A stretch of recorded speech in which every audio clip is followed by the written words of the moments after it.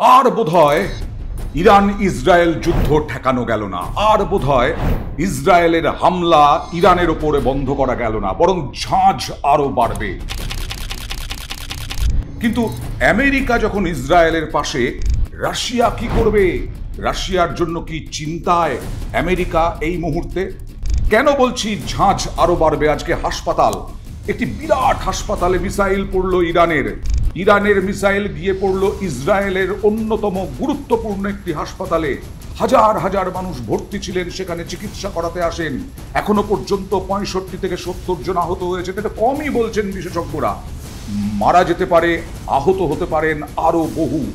আর এই যে ইসরায়েলের হাসপাতালে আক্রমণ, এটাতেই ব্যাপক চটে উঠেছে, ব্যাপক ক্ষুব্ধ ইসরায়েল। একেবারে তীরের ফলার মতো আক্রমণ নেমে আসছে ইরানের ওপরে। নেতানিয়াহু বলে দিলেন, ইসরায়েলের হাসপাতালে হামলার মূল্য চোকাতে হবে ইরানকে।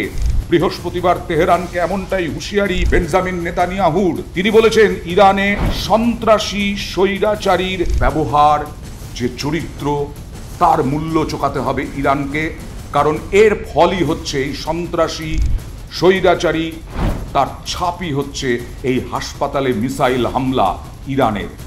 আর একজনকেই টার্গেট করেছে। এখনো পর্যন্ত ইসরায়েল আবার তেড়ে ফুড়ে উঠেছে আয়াতুল্লাহ খামেইনিকে নিকেশ করতে। প্রতিরক্ষা মন্ত্রী বলে দিয়েছেন, আধুনিক হিটলার। ইসরায়েলের প্রতিরক্ষা মন্ত্রী ব্যাপক আক্রমণ করেছেন, খামেইনিকে বলেছেন আধুনিক হিটলার।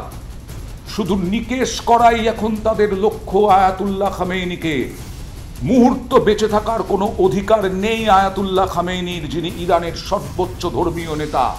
সুতরাং বুঝতেই পারছেন, ইসরায়েল একেবারে টার্গেট করে নিয়েছে আয়াতুল্লাহ খামেইনিকে নিকেশ করার, সাদ্দাম হোসেনকে যেভাবে নিকেশ করেছিল আমেরিকা। আর এই আয়াতুল্লাহ খামেইনি এখন বাংকারে লুকিয়ে রয়েছেন তার পরিবার সহ। হুঁশিয়ারি দিয়েছে ইসরায়েল, কোথায়, কোন বাংকারে, কিভাবে লুকিয়ে, সব কিছু ইসরায়েলের চুটকিতে বেরিয়ে যাবে, ইসরায়েল বের করে নেবে এবং টার্গেট করবে ওই আয়াতুল্লাহ খামেইনিকে মারার, হত্যার।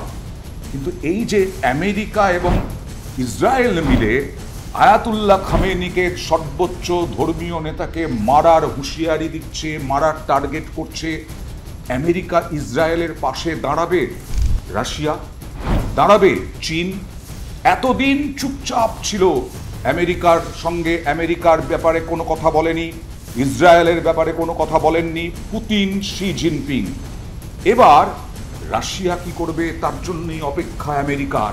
আমেরিকা কি অত সহজে সেনাবাহিনী পাঠিয়েছে, আরো 50,000 সেনাবাহিনী পাঠিয়েছে পশ্চিম এশিয়ায়, আরো জেট ফাইটার জেট পাঠিয়েছে, কিন্তু সরাসরি যুদ্ধে কি নামবেন ডোনাল্ড ট্রাম্প? এখনো পর্যন্ত হুঁশিয়ারি দিয়ে যাচ্ছেন যে ইরানকে সংযত হতে হবে। ইরান যে ভুলটা করেছে সেই ভুলের কোনো ভুল শোধরানোর কোনো উপায় নেই। আমরা হামলা চালাবই, ইসরায়েলকে হামলা চালাতেই হবে, কারণ ইহুদিদের ভবিষ্যৎ নির্ভর করছে ইরানকে যতটা ক্ষয়ক্ষতি করা যায় তার ওপর। কিন্তু অবশেষে রাশিয়ার প্রেসিডেন্ট ভ্লাদিমির পুতিন তিনি মুখ খুললেন। তিনি এই খামেইনিকে যে টার্গেট করা হচ্ছে, হত্যার ষড়যন্ত্র করছে ইসরায়েল, সে নিয়ে প্রশ্ন করা হয়েছিল। তিনি এড়িয়ে যাওয়ার চেষ্টা করেছিলেন। তিনি বললেন ভবিষ্যৎও ভাবতে পারছেন না, এই ধরনের ভবিষ্যতের কথাও তিনি ভাবতে এখন নারাজ। তারপরে আরও চেপে ধরেন সাংবাদিকরা। তখন ভ্লাদিমির পুতিনের বক্তব্য, আমিও শুনেছি যে এই খামেইনিকে মারার চক্রান্ত করছে ইসরায়েল, আমিও দেখব। এবং শুধু তাই নয়, ইরান আমার বন্ধু দেশ, পুতিন বলছেন ইরান এখনো, মানে বন্ধু দেশের কাছ থেকে এখনো কোনো বার্তা, আমরা সাহায্যের বার্তা কিছু পাইনি, কিন্তু বার্তা পেলে রাশিয়া অস্ত্র হাতে ইরানের পাশে থাকবে। অর্থাৎ এমনকি আমেরিকা পরমাণু চুক্তি ভেঙেছে, এটাও বলেছেন রাশিয়ার প্রেসিডেন্ট ভ্লাদিমির পুতিন। তার মানে কোন দিকে গড়াবে এবার বুঝতে পারছেন। দুদেশের এই ঝাঁঝ, দুদেশের এই হামলা, পাল্টা হামলা।